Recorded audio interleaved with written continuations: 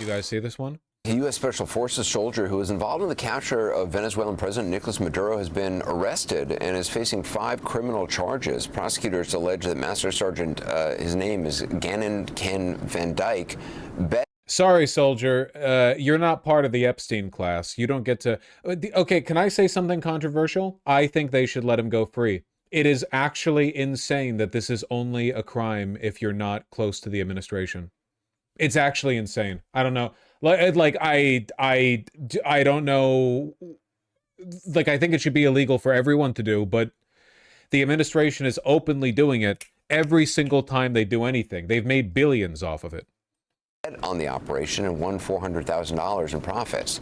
They claim he opened an account in late December on Polymarket, which is an online prediction market, placed about $32,000 on a long shot bet that Maduro would be out by January. Reminded of that really funny presser that came from the White House where they encouraged their staff to not do insider trading.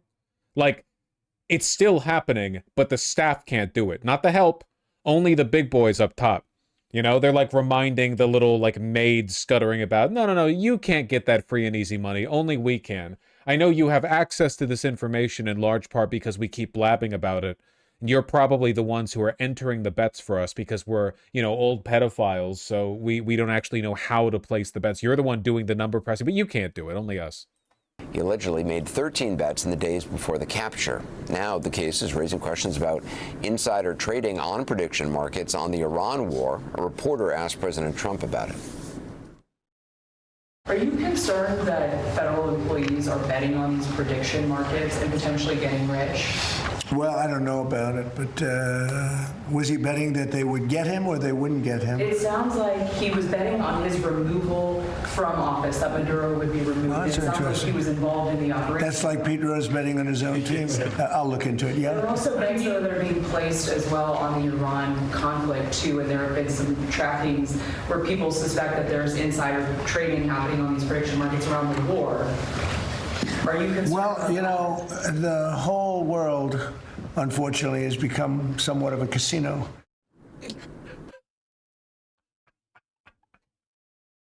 Everything is computer. Well, I appreciate him not even bothering to deny it, I guess.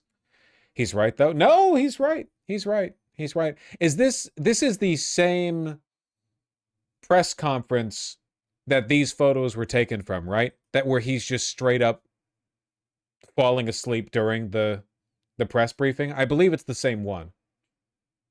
Sources tell me he's stable. Please, God. He does like to do that, though.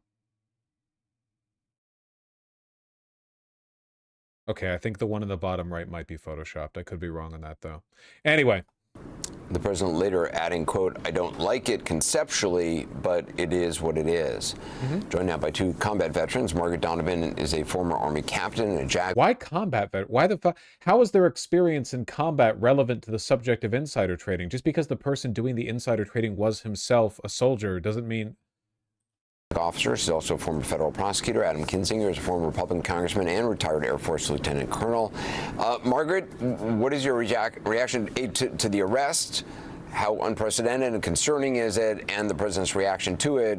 It is what it is. He doesn't like it, but the whole world is becoming a casino. Well, look, I read the indictment, and I think it's a really righteous case. This is particularly troubling conduct when we're at a moment where our military's credibility is in question, to say the least, in many of our operations. And so I think it's really important for the Department of Justice to bring cases like this and to show that we are willing to respond to corruption. Keep in mind that Maduro has his own criminal case in SDNY right now, and no doubt his attorneys are going to point to this and say, see how corrupt the arrest was? So I think it's really important that the DOJ pursues this. It's a strong indictment. It looks like their evidence is very reliable, probably from Polymarket itself and the soldier's Google account. Okay, but what about like the only reason this is even remotely interesting is the hypocrisy, because we know for a fact the admin is doing this for billions of dollars. Are we actually engaging with this as though it's a single... I know that at the beginning, the journalist asked Trump, you know, like, well, how do you feel about the allegations of insider trading the broader market? But like, if to be clear on this, okay?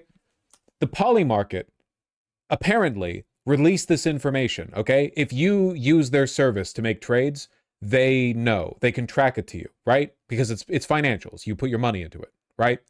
The poly market knows who in the Trump administration is using their service. If they wanted to, they could release that info. They did it here. I assume they did it here at the prompting of an investigation, but they have this info. They know. The bigwigs at Kalshi Poly Market can look at their data sheets and see clearly who is doing what. We speculate because the information is anonymized to us, but they know perfectly well. The only reason this is even remotely interesting is because of the selective treatment.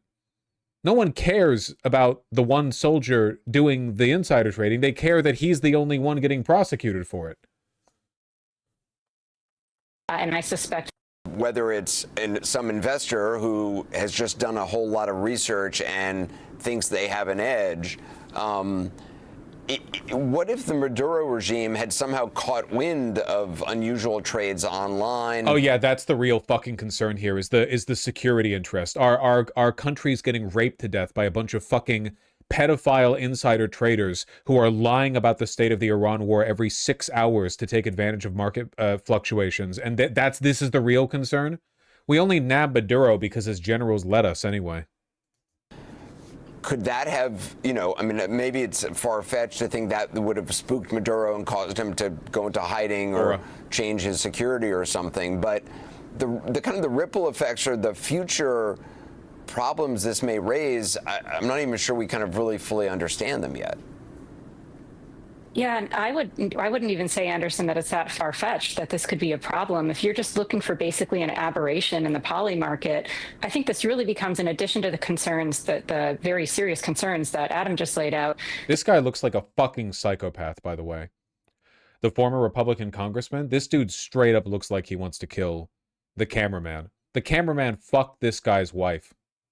This is a national security issue. So if you have that information on basically an open market that anybody could observe, and I don't think it would take a rocket scientist to figure out dumping, $30,000 into a wildly low bet on a high-profile capture like Maduro, that could tip people off very much so. So I think that it really kind of, this case in particular and others, they blend into national security issues.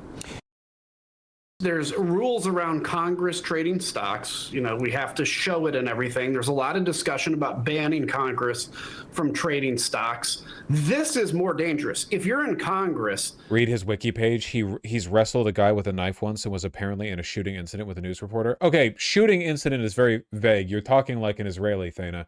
You mean he shot a reporter or a third party shot at him and a reporter? I don't know about the Kinzinger lore. I'm afraid. Military service, border security, tenure.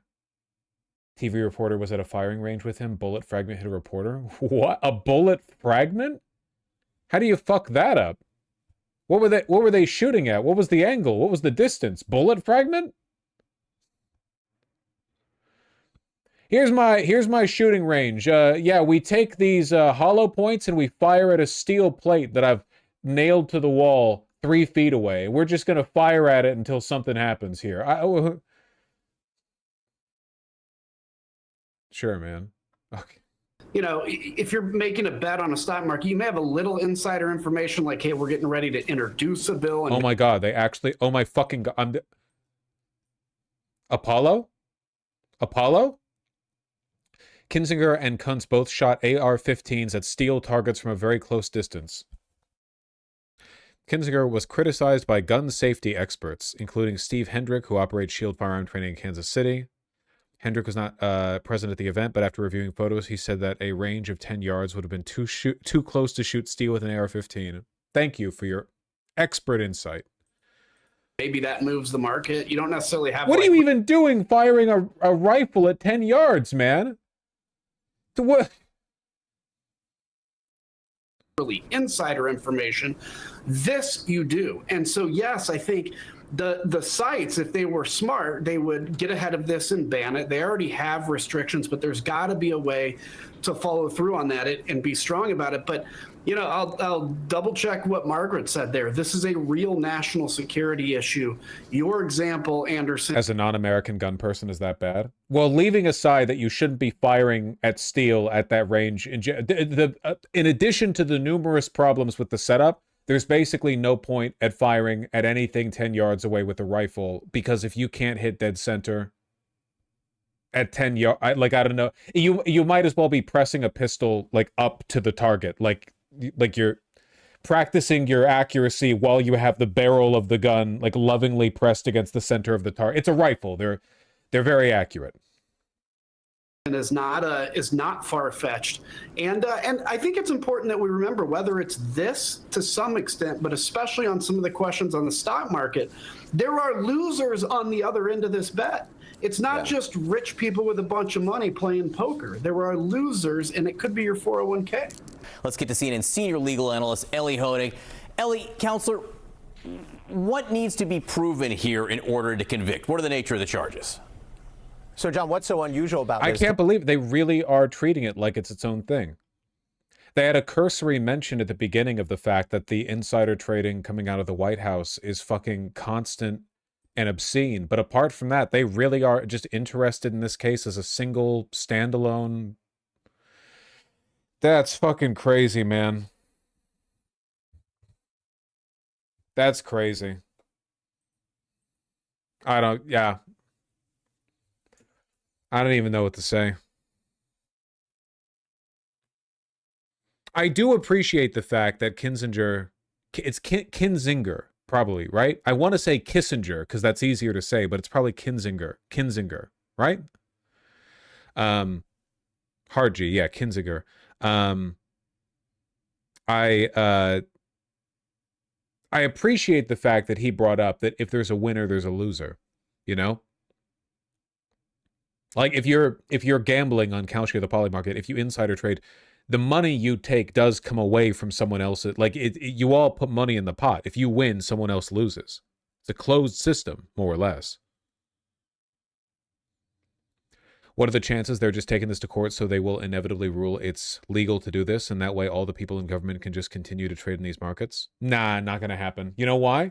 Because authoritarian governments love to maintain the illegality of their own behavior so they can use it to selectively punish people. The Nazis did it. The Soviets did it. Every authoritarian government does it in their own ways. They like to create carve-outs where it's their power that excuses them from the, the sort of judgment of the law. Not any specific legal permission. An oligarch near Trump doesn't want to have to make a legal argument for why what they're doing is good. What they want is to be so powerful that it doesn't matter that what they're doing is bad. Epstein is a great example, you know? Epstein would never, champion the legalization of child rape to protect himself. He would never, because, for one, he wants you to go to jail for doing it because he probably thinks you're a degenerate or whatever. It's different when he and his guys do it, you know? And for two, he doesn't want to have to, justify himself. Epstein was untouchable not because his behavior was legal. It was very illegal. It was because he personally knew and had control over a bunch of people, from local police all the way up to the FBI. That's what protects him. Likewise, now with the insider trading. Freaks also get off on doing illegal things and getting away with it. Yep.